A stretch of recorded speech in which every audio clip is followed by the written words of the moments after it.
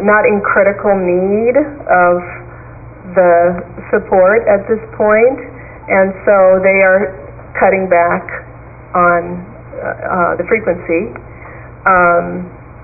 Somebody else ended up going to prison early on, so that circle was very short. Some of the circles are continuing past 6 months. My circle is continuing past 6 months because our core members still needs that. And I mean, we are friends now, so I anticipate that we will be friends forever. Whether we meet we will certainly not meet every week forever, but we are a tight-knit circle at this point, and I can't imagine anything happening that would change that. I think that's a great question. So, can you think of almost starting out with these 5 people in the circle and ideally expanding that circle out to the community? Yes. And the core members into, hooked up with other people in the community for expanding the circle? Yes. That is sort of starting to happen. Again, this program is still very young, and so, but one thing that has started to happen is that connections are being made between circles where core members know each other, and then the circle members know each other. We have situations where the core member introduces the circle to their sponsor, their AA sponsor, to their girlfriend, they get invited to birthday parties, so it does naturally happen. Right. Yeah. So that circle decides. Each circle decides, and the core member is part of that decision. Well, why don't we turn it over to Justin now? Justin is one of our core members, and I'm really pleased that he's here to talk with us. Do I need this thing? Can you all hear me without this or what? It would be great if you wouldn't mind, because I'm recording it. Okay. Well, just to give you a little bit of background about me, I mean, I guess my name is Justin McCullough, and I've spent basically half of my life in prison. Over 10 years in prison, and probably 3 in juvie, and a couple years in county jail. And it just seemed I kept coming in and out, not knowing what to do or what to change, and I really didn't care. It just I didn't know anything else. What I knew is old friends, old habits, and basically that's it, and that's what I stuck to. That's what I knew that was comfortable for me, and I never reached out to anybody pretty much in my life. My parents died when I was 15, and that was pretty much it for me. I went straight downhill from there. I mean, I had family, but I didn't reach out for support for them because seeing them with their children and interacting with them and me not having mine, it was a feeling of discomfort to be able to see that, they had parents and were interacting with them. And I never had that, so I reached out to people that really didn't care, and didn't care about my story, didn't care about me, and didn't ask no questions. And the easiest thing and the easiest people to meet like that are into drugs, illegal activities, because nobody cares. So basically, I've been in and out of prison frequently in juvie, and I just kept going back to the same thing. Over and over and over again. It was insane. I just kept doing the same thing, and not saying that I'm a bad person or anything. If you look at me right now, you would never think that I was probably in prison for most of my life. But recently, last year, I went to jail June 8th, and a few days later I found out I was going to have a daughter, and that kind of changed my life and made me want to do something different, because growing up with no parents, I don't want my kid to grow up with no guidance. And don't want to have her struggle like I had to have guidance, have good morals and values and stuff like that. Not saying that I didn't have those when my parents were alive and guiding me, but after they died, it was, all that went out the window. It was just purely survival. I've slept on the streets. Things have gotten bad for me. They've been all right sometimes, but I never truly did anything different with my life until recently, after I found out I was going to have a kid. And I spent 4 or 5 months in jail, I think, and I was accepted into the drug court program. I could have probably went to prison again, sat there, got out, did the same thing, but they gave me an opportunity to change my life. And it's been hard. It's been really hard. I don't really know anybody here. I have, my kid's mother and me, we don't have any contact basically. And so I don't really have anybody. And when I got out of jail, I started going to NA. My sponsor is right back there. And he's actually part of my circle. And it's just, Chaplain Skemp called me up. He said, well, why didn't you take the invitation to Circles of Support? And I said, well, I didn't get the message or something. And I said, I'm definitely interested in something like that. And from there, I met with Joe Orso and met with my circle.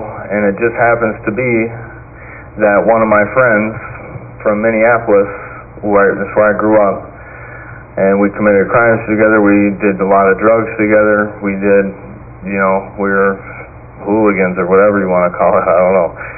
But it ended up being, he has been sober now for 5 years and he lives in La Crosse, and it just happened to be that he's part of my circle of support too.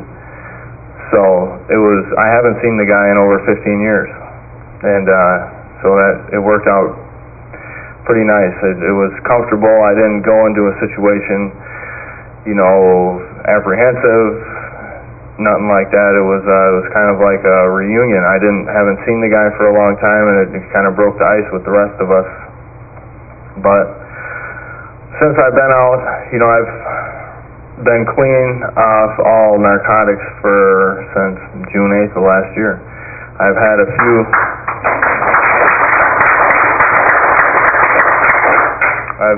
setbacks with alcohol, nothing crazy or anything, no OWIs, no nothing like that. Just somebody reported me that I was in a bar and I shouldn't have been. But when you get stressed out, sometimes there's nothing left to, there's nowhere else to turn. And sometimes it's still hard for me asking for help. And as much as I need it or need to talk to somebody, that's still not going to relieve my stress, and I'm still working on figuring out a way to do that. But it's a process, and working with my sponsor, working with Circles of Support, even my PO, she's the one she's like, listen, talking to your sponsor, going to your Circles of Support or talking to them is going to keep you sober for maybe that night, but the stress is still going to be there. You got to figure out something to do in your life that's going to fix that and take that away instead of it still being there when you wake up, So I'm still working on that, but I'm doing quite well. I got a job. I just got a raise, actually. I got a company vehicle. I'm doing pretty good, and the Circles of Support has helped me in different ways. More, I'm a pretty smart guy.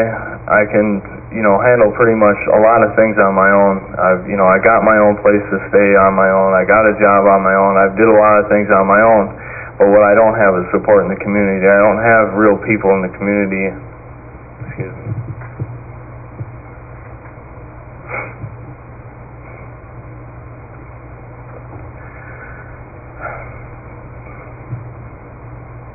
That are willing to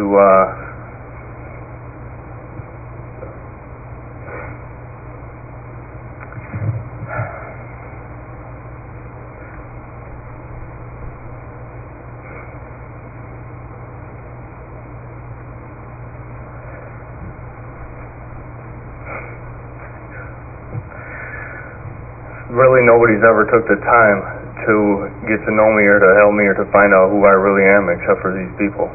And it's helped me tremendously. It's really all I got to say.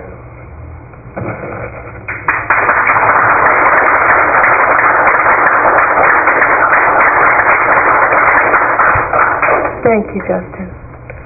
So that's why we're here.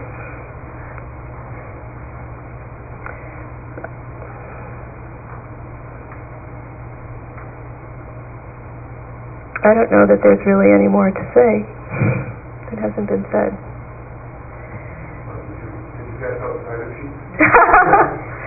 So, are there any other questions? The question that Justin was saying was the whole program is from the Beatles song, I'll get by with a little help from my friends. Yeah, that's it. Wow, you're really old. You're really old. You bet. So the next step is, if you are interested in volunteering on a Circle of Support, the next step is to fill out an application. And what we'll be doing is getting your name, phone number, and email address, and then for everyone who has email, I will email the application to you. It'll actually probably be online. I'll email you a link to a SurveyMonkey application. You just fill it out. I automatically get it back. If you don't have internet or email, I will snail mail you an application, and we can do it that way. So why don't we break now, have some refreshments, and we can talk more on an individual basis about the program, your interest. Yeah. I just want to ask a question in the whole group. You know, I'm concerned about boundaries and what kind of boundaries are established, in the group. So probably most of us have heard about that DA in Wisconsin County who victimized, somebody he was representing. Yes. Mm-hmm. And so I'm just concerned about, these people are vulnerable coming out of jail or prison, and what kind of safeguards are there in regards to boundaries for the people involved in the group? Sure. The main thing is that you're working with a group of 5 people. So first of all, everyone who volunteers goes through the selection process. So there's an application and there's an interview, and then once you're on a circle, you're with 5 people. You're always meeting together with 5 people, and part of the orientation includes talk about boundaries and also about initial ground rules. And people are really encouraged to meet only together in their group. And then you've got, because you're in a circle with 5 people, the hope is that if something untoward were to begin to happen, that someone else in the circle would know about it, and that I would be notified and be able to get involved to help. As the coordinator, I stay in touch with each circle, and I am a support person for them. Most of the circles actually included Joe. I'm just taking over now, but included Joe in their regular email communications, so the coordinator is very closely involved in that way. So, yeah. Just so we're clear, so what we're talking about is people who would be interested in signing up for the 3 orientation programs, and one of the